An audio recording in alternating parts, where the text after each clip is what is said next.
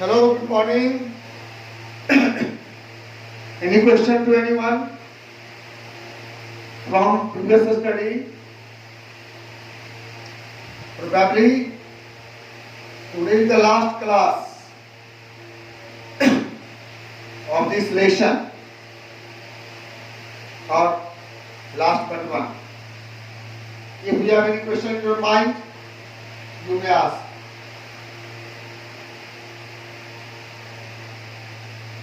हम लोग जो अभी तक पढ़े थे याद कीजिए। अभी हम लोग पढ़ रहे थे colligative properties. Colligative properties means those properties which depend only on number of solute particles, not on its nature. Clear? We have studied four such properties.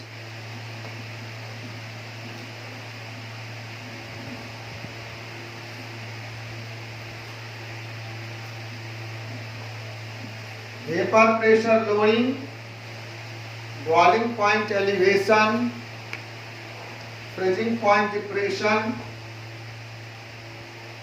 and osmotic pressure. Okay? Now see, जितने भी formula हम लोग पढ़े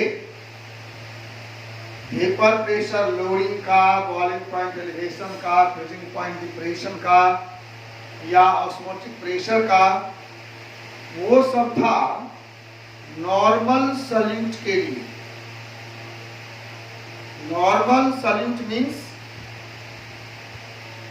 जो solute solution में जाने के बाद एज सच रहता है, न एसोसिएट होता है न डिसोसिएट होता है। But we may have some solutes which undergo molecular association or dissociation in the solution. Just take one example. आज का टॉपिक हमारा है ऑफ एबनॉर्मल कॉलिगेटिव प्रॉपर्टी।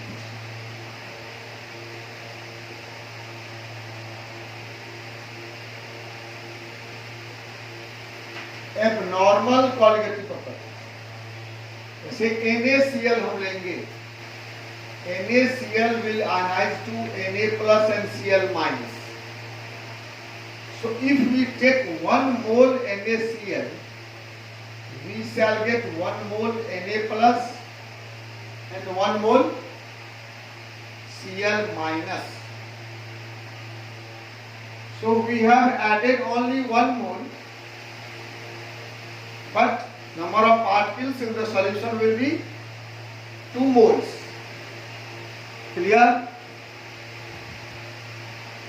आप 1 मोल लेंगे तो 2 मोल हो जाएगा। तो प्रॉपर्टी जितना आप उम्मीद करते हो उससे डबल हो जाए। आप उम्मीद करते हो ऑस्मोटिक प्रेशर x होगा तो 2x हो जाएगा। इसलिए इसका नाम है एबनॉर्मल कॉलिगेटिव प्रॉपर्टी। ठीक है? Abnormal means different from the expected theoretical value. आप एक लाइन नोट कीजिए। When a solute undergo association or dissociation in the solution, then number of particles in the solution changes and the observed colligative property is different from the expected theoretical value. This is called abnormal colligative property. Clear? When a solute undergo association or dissociation in the solution, then number of particles in the solution changes. Observed colligative property is different from that expected from theoretical value. Therefore, this is called abnormal qualitative property. जैसे अगर आप acetic acid लोगे, acetic acid इसका 2 मोल आपस में combine करके 1 मोल बना ले, 2 मॉलिक्यूल 1 मॉलिक्यूल बना ले, नंबर ऑफ पार्टिकल्स क्या हुआ? घट गया ना, qualitative property घट जाएगा. This is called abnormal qualitative property. When the observed qualitative property of a solution is different from the normal theoretical value, theoretically expected.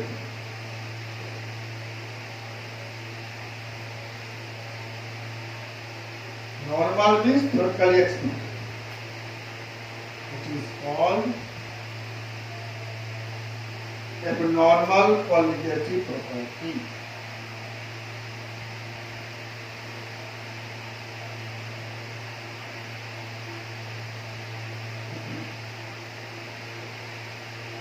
When the observed qualitative property of a solution is different from the normal value. Normal value means expected from theory formula. It is called abnormal qualitative properties. ये चारों होंगे, vapour pressure loading भी, boiling point elevation भी, freezing point depression, ये सभी abnormal value होंगे. ठीक है? क्यों होंगे? कारण देखिए, काउज क्या है?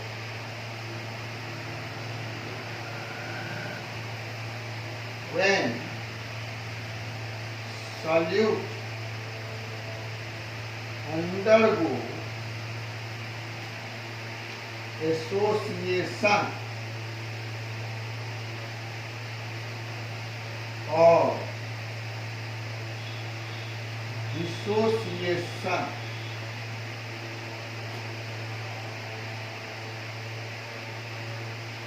in the solution, then number of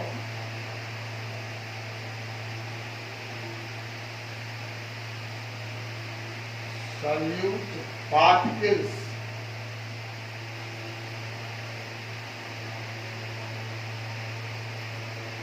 changes.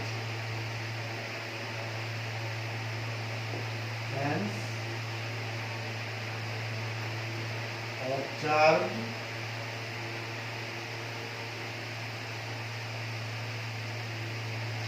value of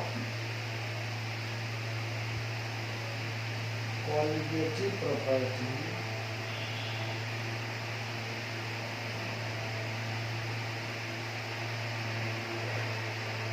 changes.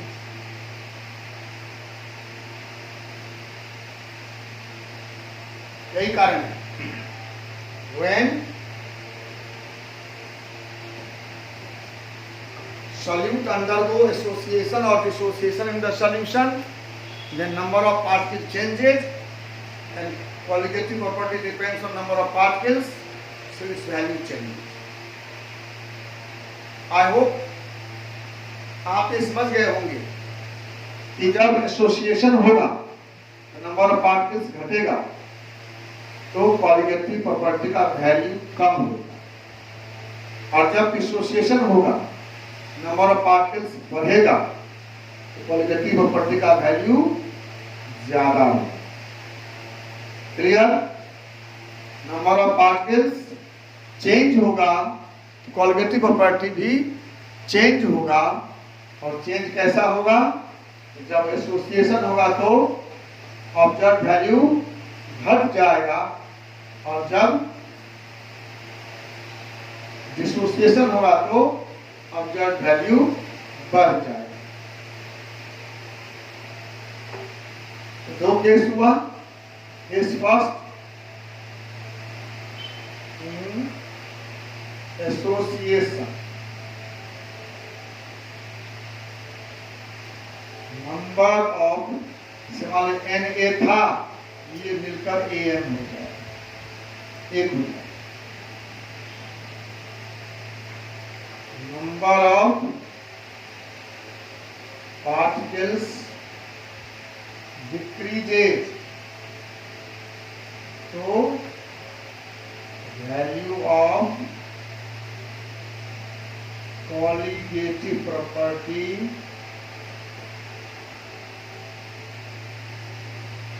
Decreases. जब एसोसिएशन होगा तो नंबर ऑफ पार्टिकल घटेगा, तो कॉलिगेटिव प्रॉपर्टी का वैल्यू घटेगा। सोचिए इसको कैसे लिखते हैं हम? क्या सब होगा? Vapour pressure lowering decreases. Lowering कम होगा, ध्यान दो, लोअरिंग कम होगा तो वेपर प्रेशर ज्यादा होगा। Vapour pressure is higher.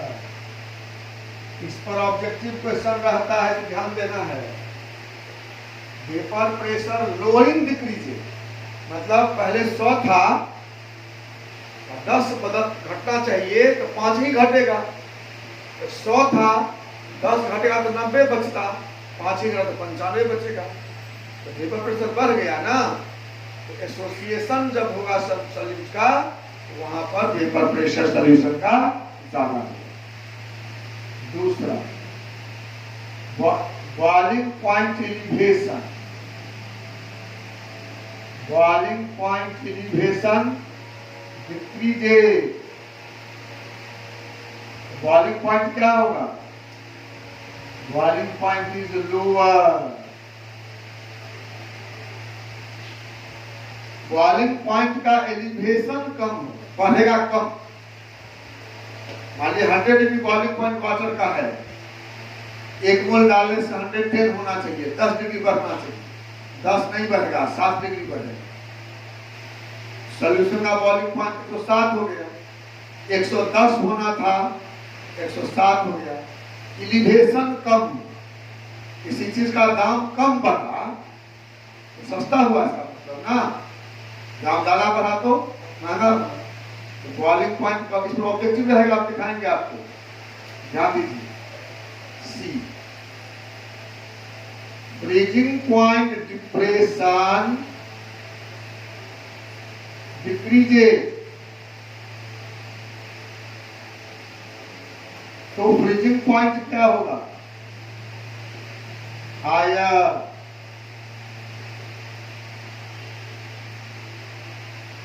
Freezing point higher होगा। फ्रीजिंग पॉइंट डिप्रेशन कम हुआ है, घटा है, कम। मतलब 100 डिग्री, 0 से 0 डिग्री मान लीजिए वाटर का फ्रीजिंग पॉइंट है। नॉर्मली -3 डिग्री होना चाहिए, घटना चाहिए 3 डिग्री, 2 ही डिग्री घटेगा। तो पहले -3 होना चाहिए, अब -2 ही होगा। तो फ्रीजिंग पॉइंट हायर हुआ ना, -2 -3 से हाई हुआ ना। और बी है osmotic pressure decreases. Osmotic pressure decreases, osmotic pressure change नहीं है, इसका वैल्यू लोअर। ऑस्मोटिक प्रेशर का वैल्यू लोअर होगा। एसोसिएशन, इसको बढ़िया से दिमाग में सेट कर लो। इससे फायदा ये होगा कि डिसोसिएशन में अपने समझ जाएंगे। ठीक है, जैसे मान लीजिए हम एसिटिक एसिड की बात करते हैं। 1 मोल एसिटिक एसिड डाले हैं, वेपर प्रेशर 5 mm लोअर होना था, तो सो नहीं होगा, 4 mm लोअर होगा। बॉइलिंग पॉइंट 10 डिग्री बढ़ना था, सो नहीं बढ़ेगा, 8 डिग्री बढ़ेगा। फ्रीजिंग पॉइंट 5 डिग्री कम होना था, सो नहीं होगा, 3 डिग्री कम होगा। ऑस्मोटिक प्रेशर 15 होना था, नहीं होगा, 10 में। ठीक है, ये इफेक्ट हुआ एसोसिएशन। वेपर प्रेशर लोअरिंग कम होगा, बॉइलिंग पॉइंट एलिवेशन कम होगा, फ्रीजिंग पॉइंट डिप्रेशन कम होगा, ऑस्मोटिक प्रेशर कम होगा। तो लोअरिंग कम होने से सॉल्यूशन का वेपर प्रेशर ज्यादा होगा, बॉइलिंग पॉइंट एलिवेशन कम होने से बॉइलिंग पॉइंट कम होगा, लेकिन फ्रीजिंग पॉइंट और डिप्रेशन कम होने से फ्रीजिंग पॉइंट हाई होगा। जस्ट इसका रिवर्स होगा, डिसोसिएशन, नंबर ऑफ पार्टिकल बढ़ जाएगा, ये सब बढ़ जाएगा।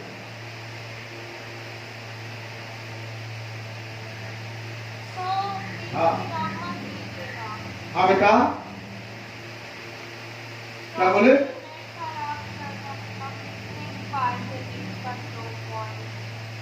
नहीं समझे?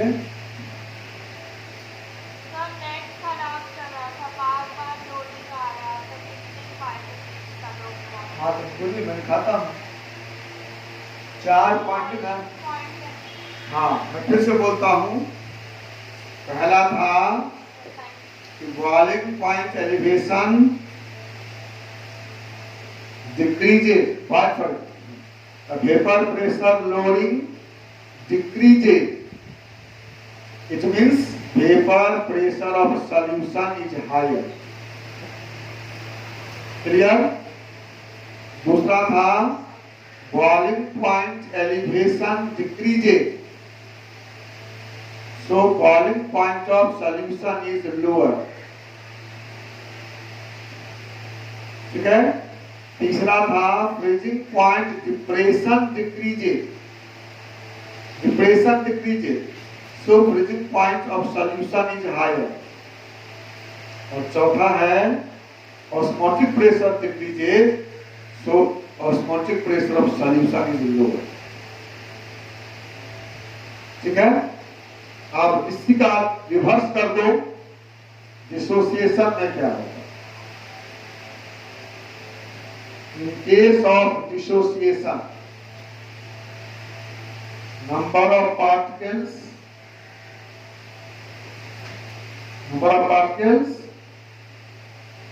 increases, so vapor pressure lowering increases, lowering increases, तो vapour pressure of solution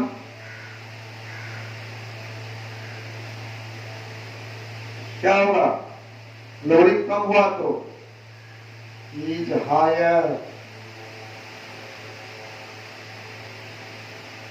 lowering कम हुआ, 10 घटना था 3 ही घटा, वेपर प्रेशर हाई हो जाएगा। बॉइलिंग पॉइंट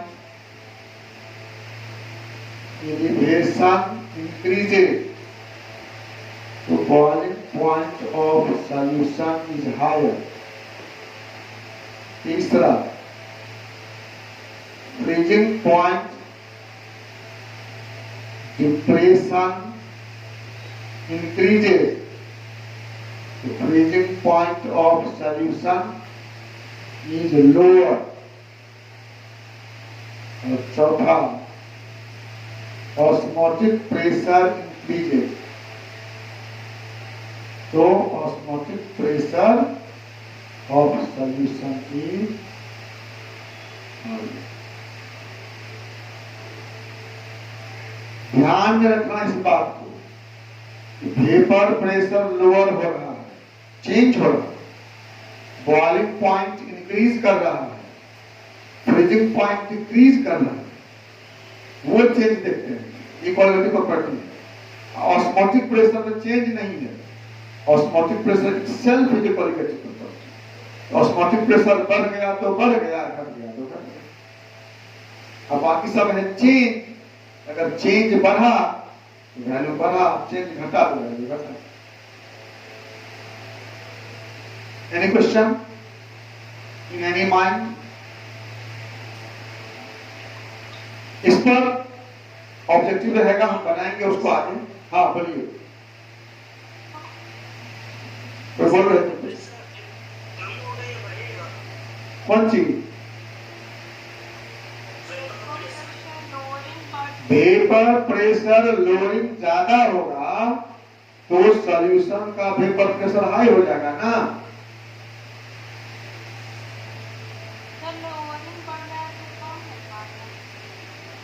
वेपर प्रेशर लोइंग, अच्छा सॉरी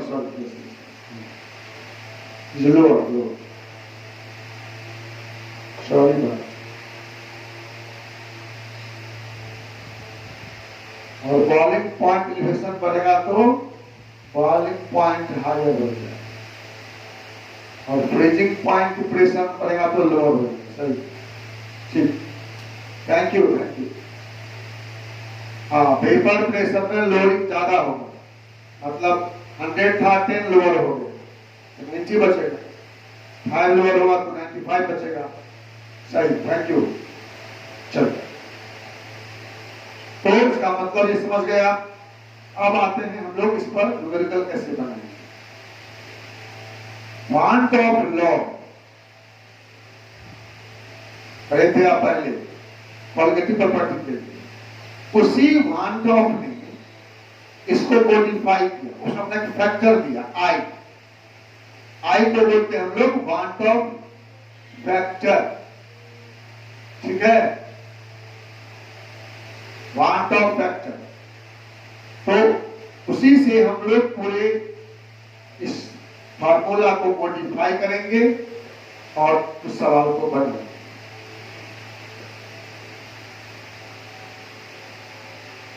वांट ऑफ फैक्टर है कि नंबर ऑफ पार्टिकल्स कितना गुना बढ़ जाएगा, उतना ही गुना प्रॉपर्टी चेंज होगा ना।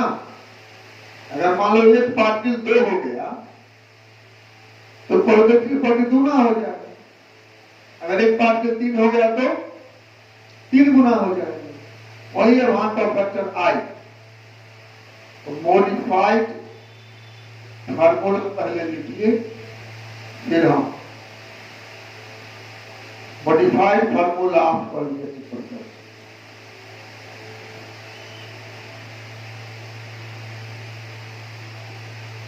इसको हम लोग कहते हैं electrolyte.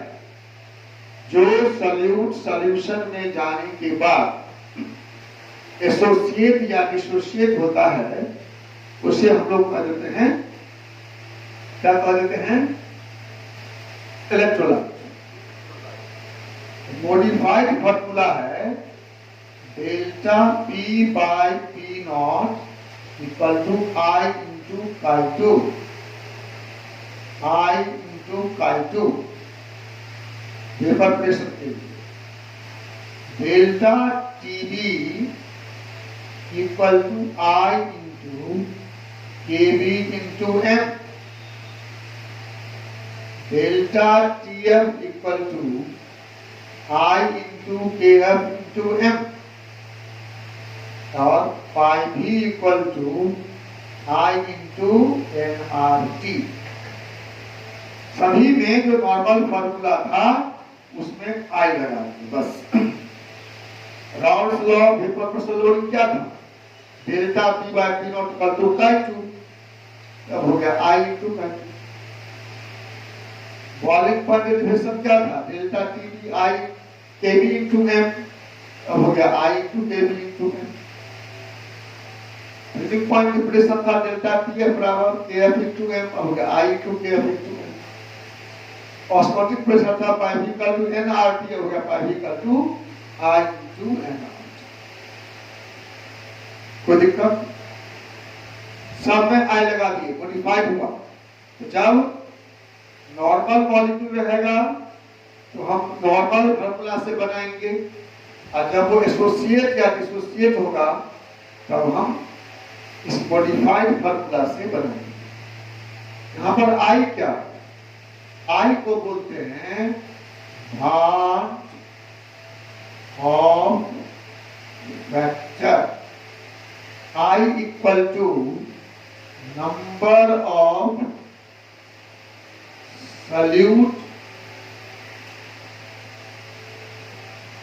Number of solute particles present in the solution divided by number of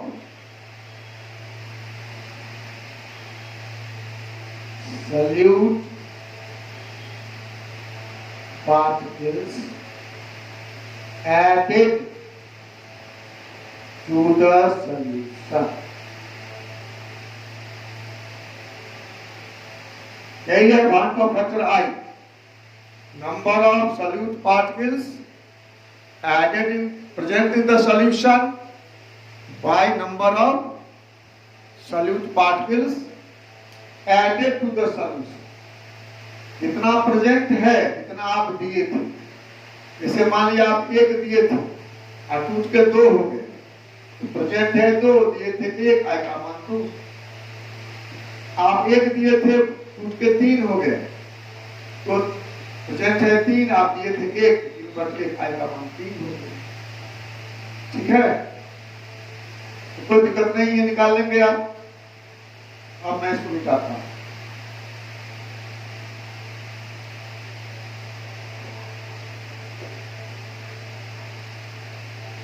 आई को हम दूसरे तरह से भी लिखते हैं। आई बराबर observe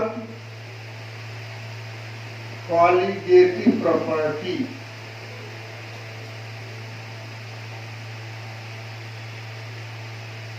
by expected normal value, normal colligative. Normal मतलब एक्सपेक्टेड। आई बराबर observe colligative property by normal colligative property. जितना आप उम्मीद करते हैं और जितना है एक्सपेरिमेंट, ये एक्सपेरिमेंटल वैल्यू है, इसको आप एक्सपेरिमेंटल भी कर सकते हैं, एक्सपेरिमेंटल। इसको थ्योरिटिकल, कहीं ना ऐसा भी लिखा मिलेगा, experimental colligative property bye theoretical colligative, दोनों एक ही बात। ठीक है, अब एक क्या बात, अगर कोई सॉल्यूट 100% आयनाइज कर गया तो आपको दिख रहा है कितना होगा आई का वैल्यू। NaCl में आई का वैल्यू 2 होगा, 2/1। एक बात गौर किया आपने कि मैंने यहां लिखा 1 मोल से 1 मोल 1 मोल, यहां नहीं लिखे कि 2 मोल से 1 मोल। क्यों नहीं लिखे, सोचे कभी? क्योंकि ये 2 मोल से 1 मोल नहीं होगा, क्योंकि पूरा पूरा एसोसिएशन नहीं होता है 100%। जहां 100% एसोसिएशन या डिसोसिएशन हो जाएगा वहां तो आप देख के निकाल लेंगे। अगर ये 100% हो जाएगा तो हम 2 मोल से 1 मोल होता है, 1 मोल से आधा मोल होगा, 3 मोल से 1.5 मोल होगा, कोई दिक्कत नहीं है। लेकिन सारे सॉल्यूट 100% आयनाइज नहीं होते, पार्शियली आयनाइज, 10%, 20%, 25%। उस स्थिति में आई हमको निकालना पड़ता है। हम आगे बताएंगे, इससे पहले हम चाहते हैं आपके मन में कुछ प्रश्न हो तो बोलिए। क्वांटम ऑफ फैक्टर समझ गए बढ़िया से? क्वांटम ऑफ फैक्टर को ऐसे भी डिफाइन कर सकते हो, ratio of observed colligative property and normal colligative property. The ratio of number of particles present in the solution and number of particles added in the solution. Any question? नहीं. तो हम आगे बढ़ते हैं, आपको दिखाते हैं. अगर याद रखिए, अगर 100% एसोसिएशन या डिसोसिएशन हुआ तब तो आई का वैल्यू आप यहीं से निकाल लेंगे इक्वेशन से. मैं बात कर रहा हूं अब पार्शियल एसोसिएशन या डिसोसिएशन का. उसके लिए फॉर्मूला डिराइव कर रहा हूं, आप ध्यान दीजिए. मान लीजिए कोई एन मॉलिक्यूल है जो एन ए में टूट जाता है. A2 है जो 2A बन जाता है, A3 है 3A बन जाता है. हम इसका एक मोल लिए थे, शुरू में एक 0 मोल होगा ना. हम जब सॉल्यूशन लिए, सॉल्यूट लिए हैं अभी, एक मोल है. एसोसिएशन हुआ है, डिसोसिएशन हुआ तो 0 है. अब मान लो इसमें से अल्फा मोल डिसोसिएट हो गया, अल्फा मोल टूट गया. एक मोल टूटता है तो एन मोल बनता है. देख रहे हो ना, एन से एन ए बना, मतलब O2 से 2O बन गया, 1 से 2 बन गया. एन से एन ए बन गया, एक मोल टूटा तो एन मोल बना. अल्फा मोल टूटा तो कितना बना, कितना बना बताइए, एन इंटू अल्फा ना. एक मोल टूटा तो एन मोल बना, अल्फा मोल टूटा तो अल्फा टू एन मोल बना. अब देखिए इस सॉल्यूशन में कितने मोल प्रेजेंट हैं, moles of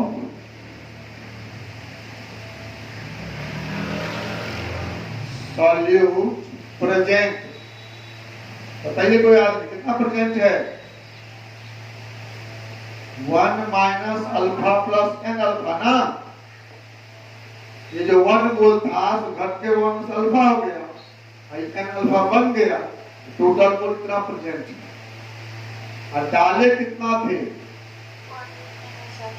moles of solute added था 1.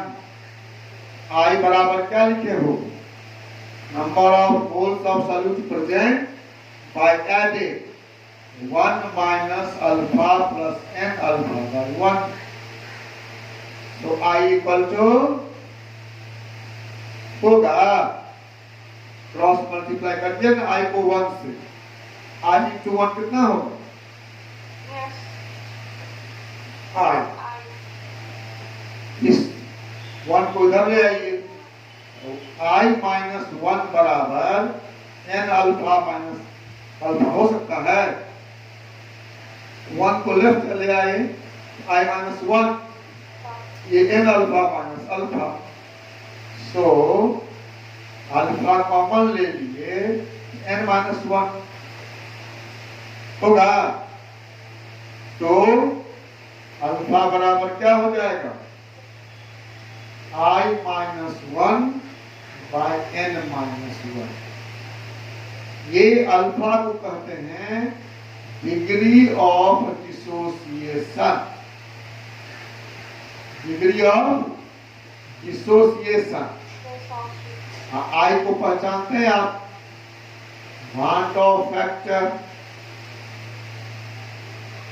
और एन हुआ number of particles form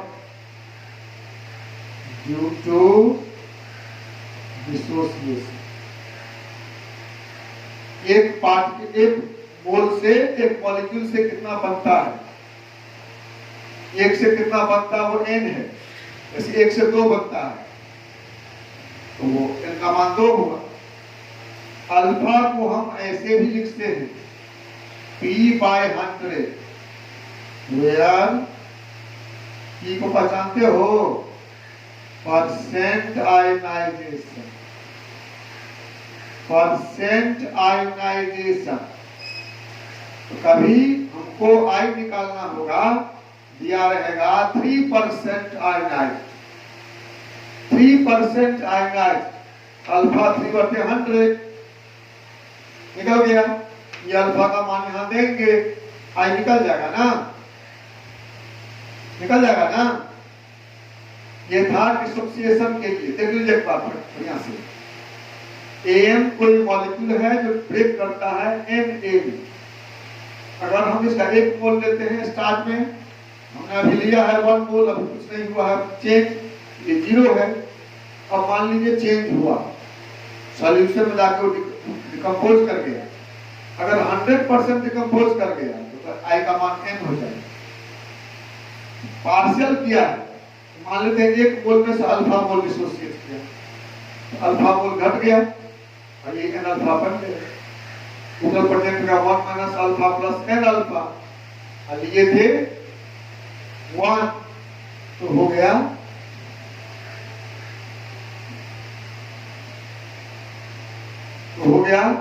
I बराबर 1 minus alpha plus alpha by 1, इसको मल्टीप्लाई कर दिए, I बराबर 1 minus alpha plus n alpha हो गया। 1 को बाएं ले आए और अल्फा को आगे ले गए, उसी साइड में है, लेकिन साइन चेंज नहीं हुआ, इससे अल्फा का निकालने का फॉर्मूला। इस अल्फा का नाम है डिग्री ऑफ डिसोसिएशन। I को कहते हैं क्वांट ऑफ वेक्टर, n है number of particles form due to dissociation. एक मॉलिक्यूल कितना में टूटता है, और अल्फा है p/100। p मतलब क्या हुआ, परसेंट। 100 में p टूटता है, 1 में p/100, और 1 में जितना टूटता है वही है हमारा डिग्री ऑफ डिसोसिएशन। इसी तरह से हम फिर एसोसिएशन के लिए भी डिराइव कर पाएंगे। अभी हम करते हैं, आप देखिए।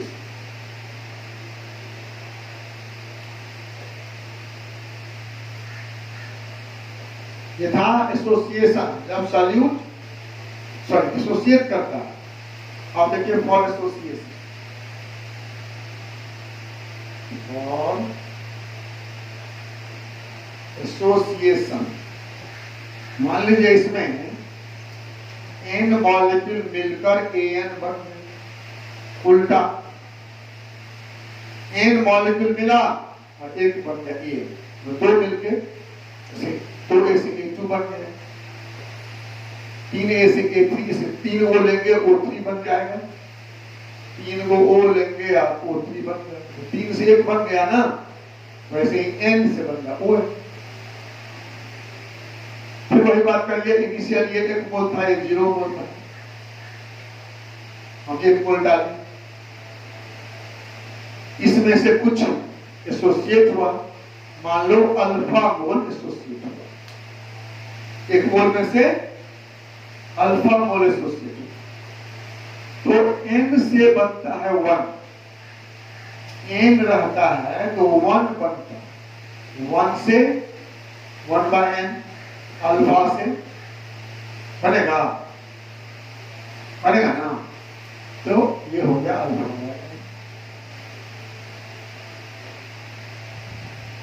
अब देखिए नंबर ऑफ मोल्स कितना प्रेजेंट है, 1 minus alpha plus alpha by n। Number of moles कितना ऐड किए थे, 1। I बराबर क्या हो जाएगा, number of moles present by number of moles added, 1 minus alpha plus alpha by n बटे 1। फिर क्रॉस मल्टीप्लाई कर दो, I बराबर 1 minus alpha plus alpha by n।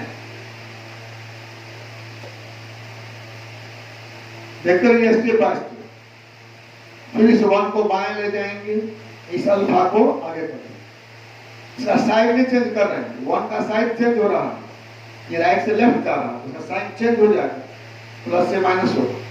इस माइनस को हम इसी साइड में है, खाली आगे लिखेंगे, तो क्या हो जाएगा I माइनस 1 बराबर alpha by n minus alpha, या I माइनस 1 अल्फा कॉमन ले लिए 1 बाय n माइनस 1, तो अल्फा बराबर I minus 1 by 1 by n।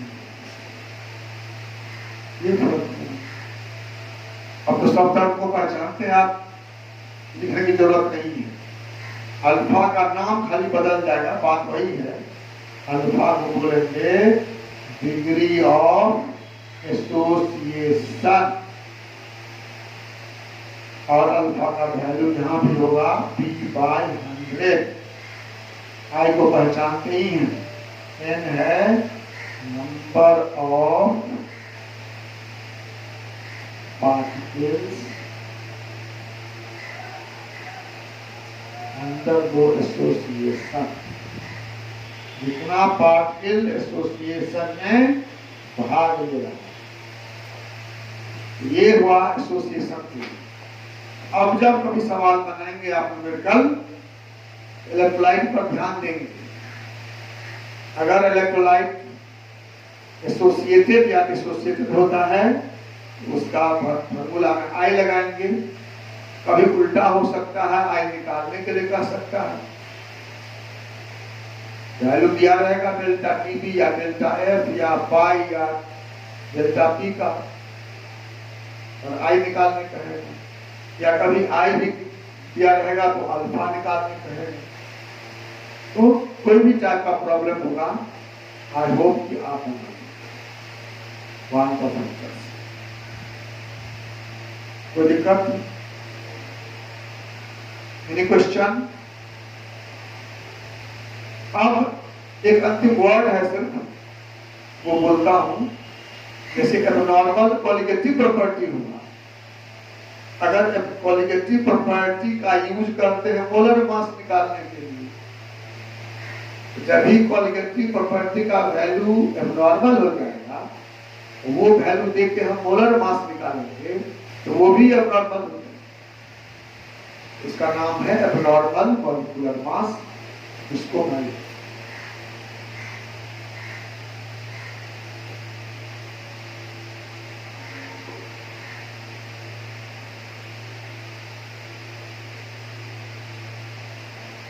Abnormal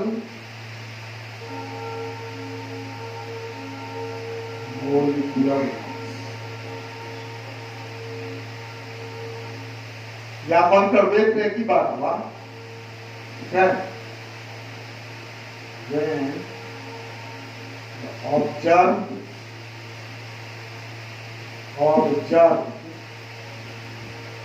value of molecular mass is different from the normal value, it is called abnormal molecular.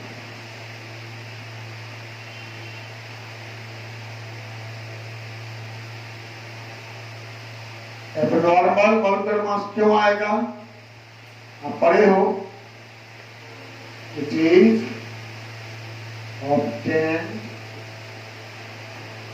when solute molecules undergo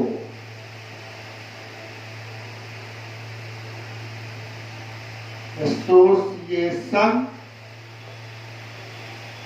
or dissociation in the solute। जब salute under association या dissociation करेगा तब ये आपको मिलेगा। और कैसे निकालेंगे इसको, तो आई बराबर नॉर्मल मॉलिक्यूलर मास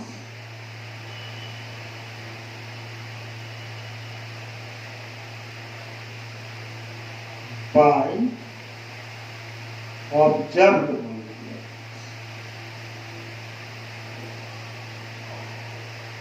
ये formula. So normal molecular mass equal to I into observed molecular mass। Experiments जो वैल्यू निकला है उसको जब मल्टीप्लाई करेंगे I से वो हो जाएगा नॉर्मल मोलेक्युलर।